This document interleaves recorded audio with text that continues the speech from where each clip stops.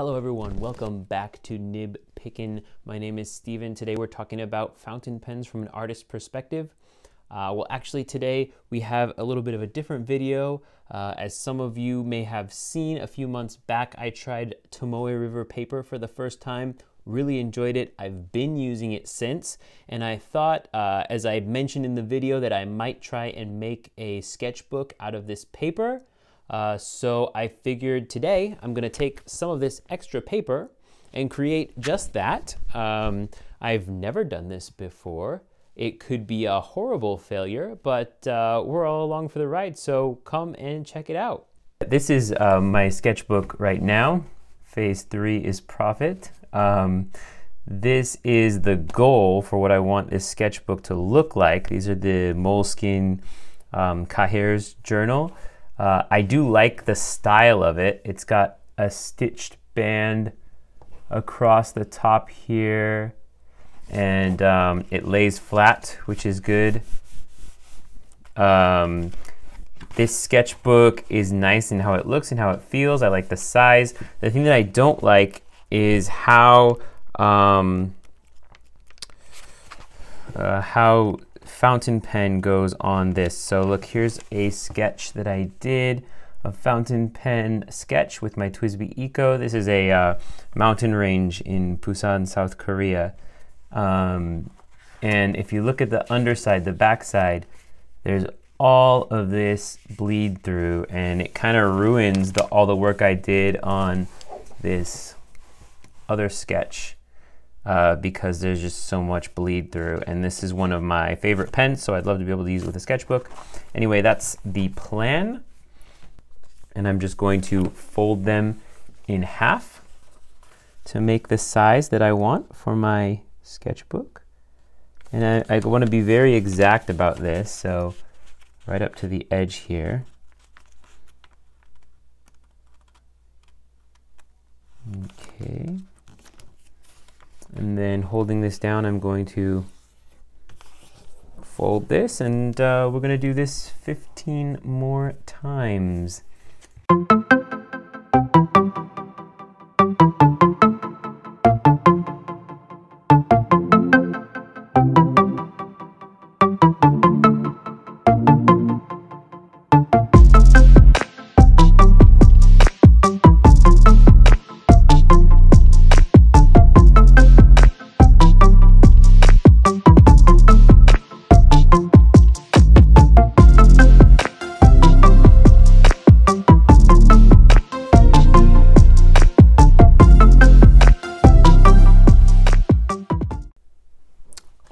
So this is what I ended up doing. It's all folded together. I put these binder clips at the top to keep it from sliding around when I do the stitches down the center. And I couldn't find anything for the bottom, so I went ahead and I put clothespins at the bottom. So hopefully they won't slip around too much, even though my equipment is not up to snuff. I even went ahead and made a second one. Just in case this goes really well, I might do a giveaway with one of these. And I notice it has this edge that comes out just like the other one did.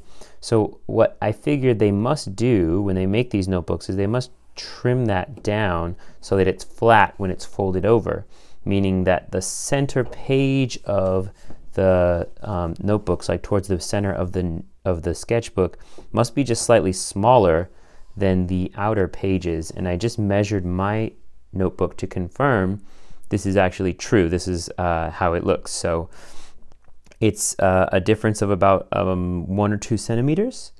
So not very much, but it is there. So that's what I'm going to do. So let's see how that goes. Here is a sewing machine that I borrowed from my mom. Shout out to all the moms everywhere letting their kids borrow stuff that they might end up breaking.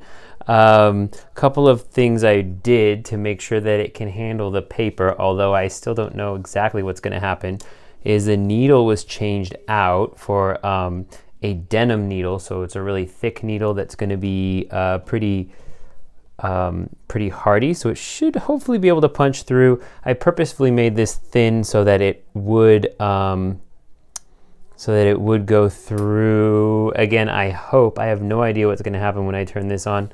It's a little bit scary. I also am using a thicker upholstery thread that happened to be laying around, and I'm gonna do this. Now, I understand that I may need to turn the needle myself to get it to go through, because this is like an old machine and it might not do what I want it to do. And I have not used, I learned how to use this when I was a kid, but I don't remember. So, well, we're just gonna push a button and see what happens, all right?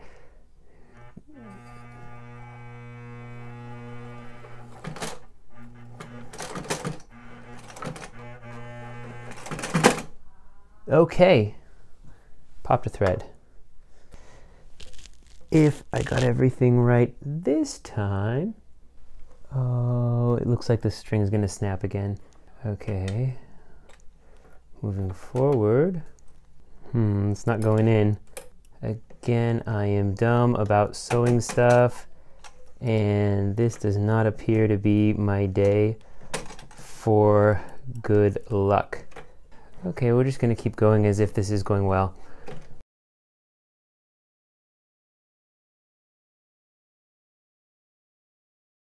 Okay, I got stitches.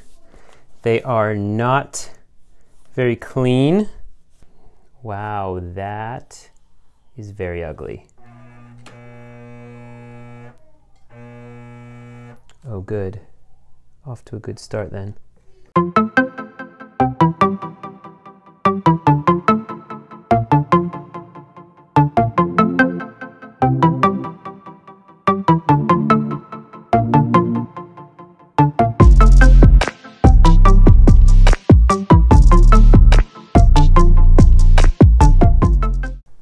I've got to say it's much cleaner than the last one. There's some parts of this that are a little bit funny looking, but yeah, and then there's an ugly side to that stitch, but I'd rather have it in the book where it's only going to become an issue one page as opposed to the other ones. Oh, and then look, it isn't perfect.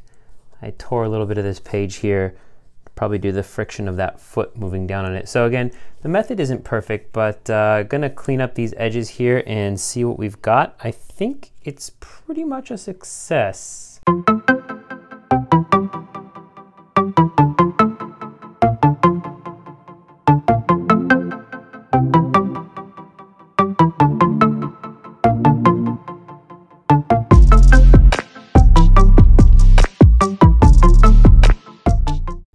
Well, that looks pretty nice. I'm gonna say I'm happy with that.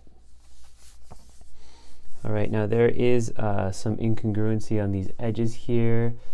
That's my fault, a bad fold, but I think I'm gonna be happy with that.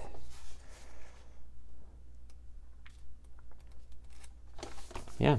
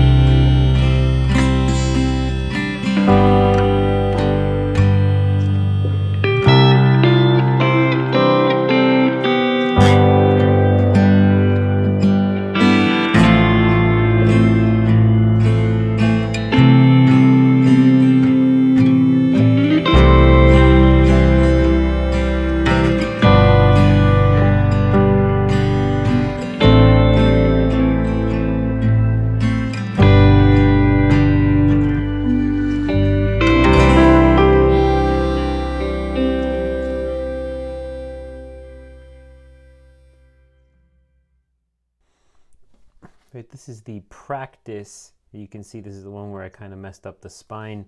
I do like this drawing. The greatest scientific instrument is your mind. However, the Lamy Safari and this paper, which is not the Tomoe River, there was an issue with bleeding. You can definitely see it up close, although it's, you know, less obvious from far away. So interestingly enough, it didn't bleed when I brushed the inks on for these black parts, which I am going to do with the other sketchbook, but this is a practiced one. I'm going to switch to a drier pen. So same ink, but now I'll be using the Platinum Preppy to get a little more control over my lines and prevent that bleeding. All right.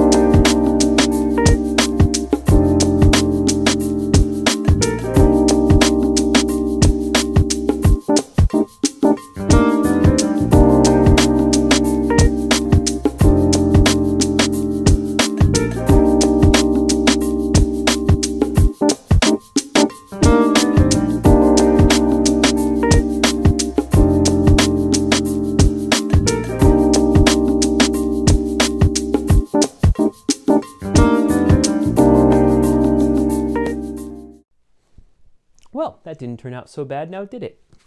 I've got two sketchbooks that I really like.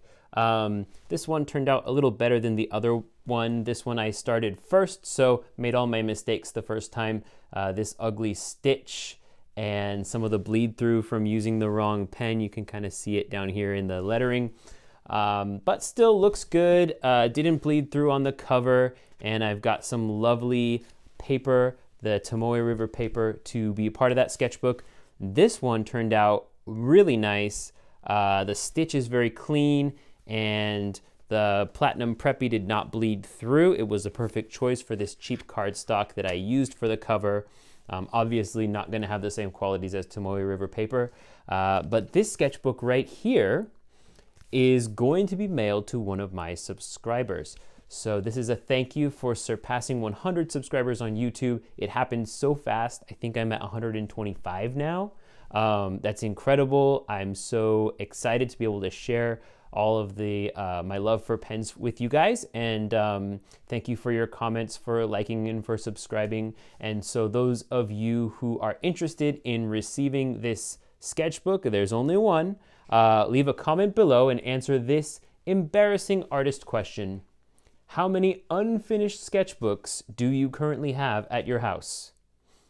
For me, that number is 2. I've been a good boy, and I've been finishing up my sketchbooks, but it's about to become 3 because I just can't wait to start using this sketchbook for my fountain pen sketches.